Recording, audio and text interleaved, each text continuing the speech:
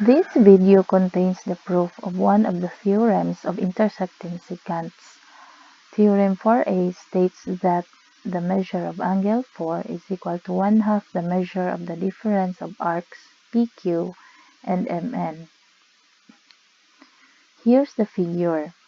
As we can see, we have two secant lines intersecting outside the circle, line PL and QL forming angle 4. Now we are going to prove that the measure of angle 4 is equal to 1/2 of the difference of arc PQ and arc MN.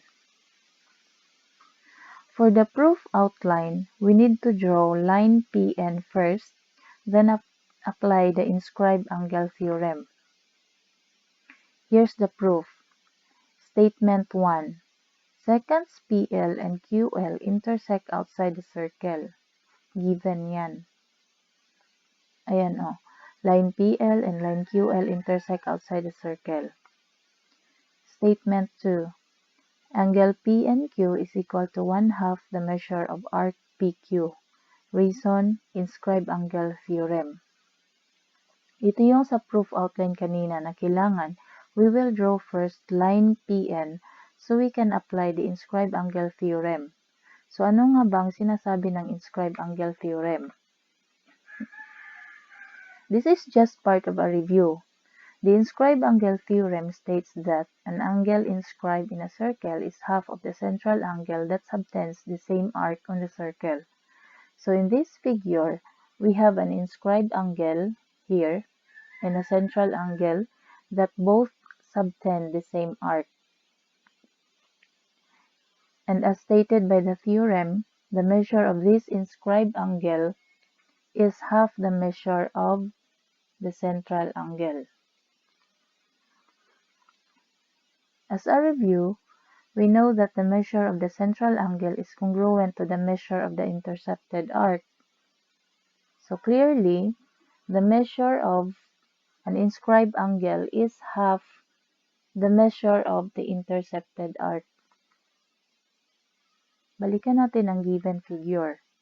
We have two lines intersecting outside the circle, lines PL and QL, forming angle 4. We draw line PN.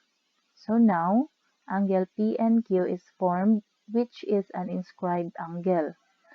By inscribed angle theorem, clearly the measure of angle PNQ is 1/2 the measure of its intercepted arc, arc PQ. Statement number 3. Angle MPN is equal to 1/2 the measure of arc MN, again by using the inscribed angle theorem. Here, after drawing line PN, another inscribed angle is formed, that is angle MPN. By inscribed angle theorem, the measure of angle MPN is half the measure of arc MN. Statement 4. Angle PNQ is equal to angle MPN plus angle 4. Reason, exterior angle theorem.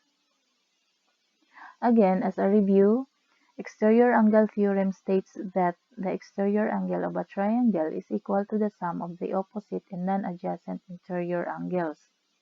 So in this figure, angle PNQ is an exterior angle of triangle PNL.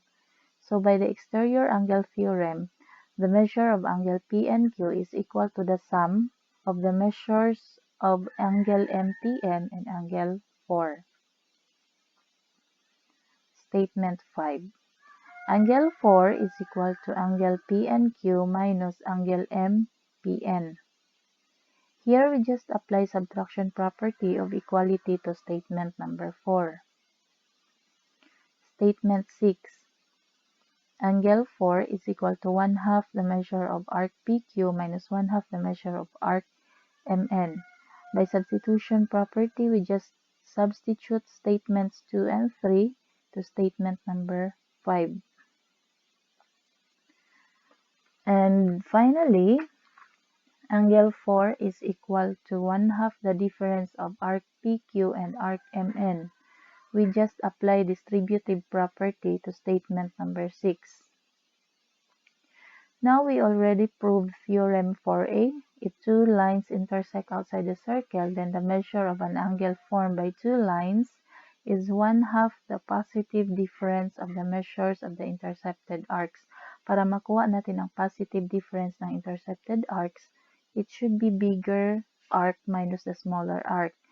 So measure of angle 4 is equal to 1/2 the measure of arc PQ minus the measure of arc MN. And this is the end of our proof. Thank you.